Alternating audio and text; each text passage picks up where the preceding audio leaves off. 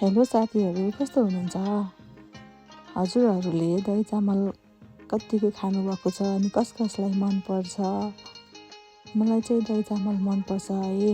अनि हुन त यो दही चामल खाने टाइम होइन, तैपनि खान मन लागेपछि जहाँ इच्छा त्यहाँ उपाय भने चाहिँ दही चामल बनाउन सुरु गऱ्यौँ हामीले चाहिँ। यो चाहिँ हाम्रो घरको अर्ग्यानिक दही है, अनि अर्ग्यानिक चामल। यसरी आफ्नै घरको अर्ग्यानिक दही, दुध, घिउ खान पाउनु चाहिँ एकदम भाग्यमानी हो साथीहरू। म चाहिँ भाग्यमानी छु है त।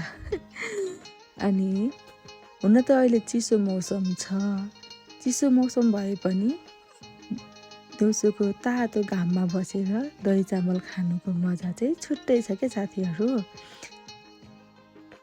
अनि त्यही भएर हजुरहरू पनि आउनु होला दही चामल खानलाई हाम्रो घरतिर है त। अनि मेरो भिडियोमा गएर लाइक कमेन्ट गर्न चाहिँ नबिर्सिनु होला। ल हेर्नुहोस् त हाम्रो दही चामल कति मजाको बनेको छ। Thank you for watching.